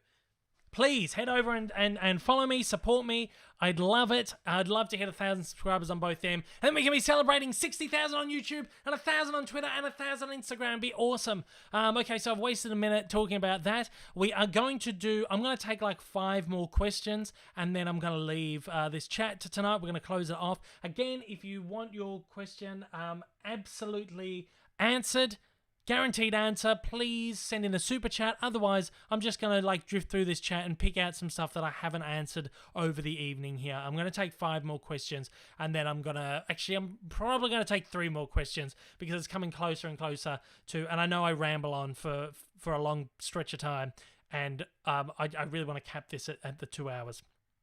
So let's take 3 questions, and let's see if there's any over on this screen that I haven't answered. Particularly trying to find ones from people who haven't had question answered or anything here tonight. It's always good to give like as many people a go.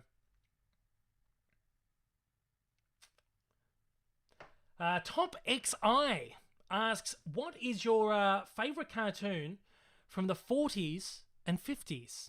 I find it really hard to just pick favorite cartoons. Oh, I gotta pick. What I gotta pick? Probably, I love Chuck Jones's hunting trilogy, like Rabbit Fire and all those ones. They were like 50s cartoons. I think they're just like the pinnacle of animation right there. Incredible shorts. There's a Mickey Mouse short called Mickey and the Seal, which was like 1940, 1941. Let me have a look. That was like 1948, late 40s. So that one as well is a favorite of mine. So probably those ones. So down to 2 more now. I'm going to take 2 more questions, and then we're going to close out the chat here tonight. Once again, if you absolutely want a question answered, Last chance to get your questions in. Best way to do it is a super chat. Otherwise, I am in the feed, and I'm just going to pick out 2 more questions from the feed that I haven't answered throughout the evening, because I know I've missed a lot. So I apologize if I'm like a little bit silent. I'm just kind of scrolling through and trying to find some questions.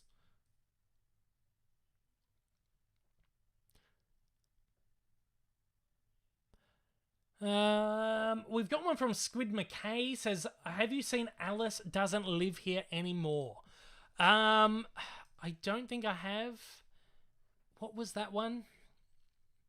Is that like Martin Scorsese's? It's weird because it's a 1974 Martin Scorsese film, and it says it was released in 2020 on Wikipedia. On Google, that's so weird. Is that like his first film? Or one of his first films? I haven't seen it. I have not seen that. It's one of the very few Martin Scorsese films I haven't seen. We have got a super chat come in. This is from No One's Illa. Again, amazing. Thank you so much. I really, really appreciate all the incredible super chats you've sent in. Very, very, very, very much appreciated and very, very generous. Great stream tonight. Look forward to more Blu-ray hunts and hauls. Congrats on 60,000 subscribers. Thank you so much. I really, really appreciate it. Look, you guys are the best. I would not have reached 60,000 subscribers without you guys, obviously, because you guys are the community. And I make stuff for you guys to enjoy and watch. And the reception that I get off the back of them is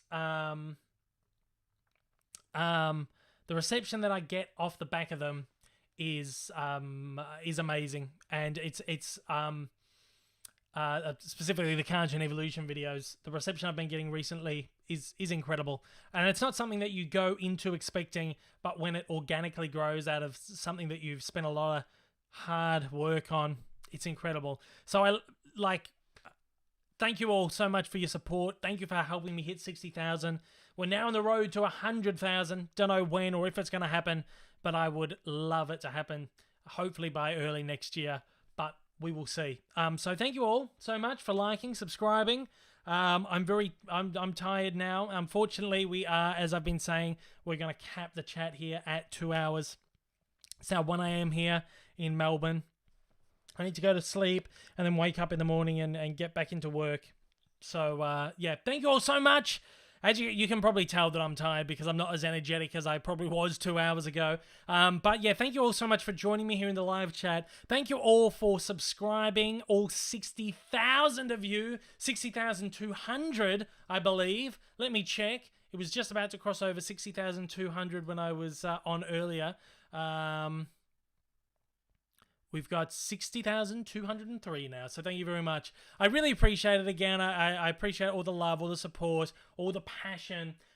We have got this week coming up, we've got the Wile E. Coyote and the Roadrunner Evolution, which drops on Tuesday.